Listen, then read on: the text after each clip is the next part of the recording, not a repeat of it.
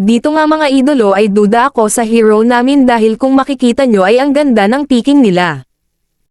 Sa marksman palang alam na agad yung kalamangan ng Irethyll sa Leslie.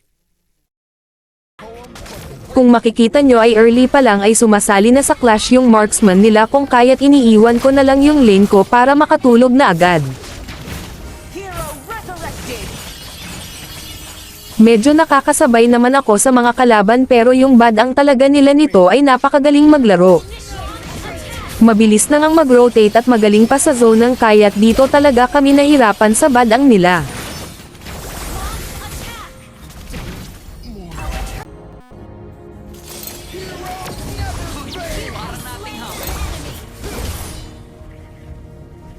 Kung makikita nyo ay pinabayaan ko na yung lane ko dahil okay lang naman na tumaba yung sun, kaya ko naman yang sabayan kahit full build pa yan. Tignan nyo di kami lang talaga ni Chang'e ang inaasahan ng aming kakampi yung score ay halos sa aming dalawa lang. Grabe talaga 10 minutes pa lang pero paubos na yung turret namin hahaha. Lalakas talaga ng mga kalaban mga agresibo at magaling pang mag-rotate kaya't doon kami nalugi.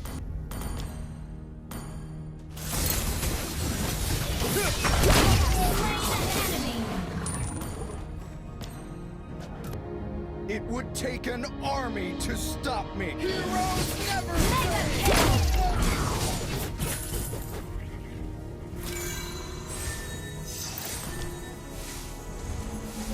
But raging with it. Pero dahil mas nakaka-item na ko kaya't nagsesegue na lang ako mas okay na ito na nababawasan ko yung turret nila.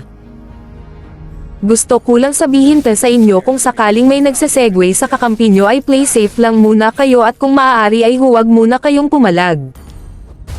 Kung makita nyo na papunta na yung mga kalaban sa akin ay magsegue din kayo huwag kayong tumambay sa base. Dahil nakakainis lang na nagpapakahirap akong mag-segue at mag-push at kayo nagpapafeed lang.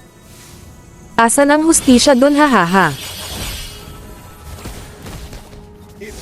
Dito ay mag-aabang sana ako ng kalaban para pumitas kahit isa pero napakarami pala nila kaya't mabibigyan nila ako.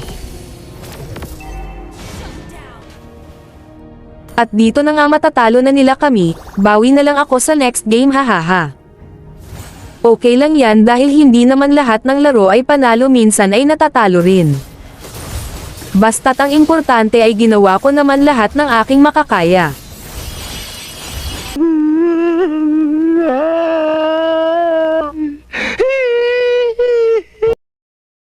One million zillion jillion dillion cotillion times later.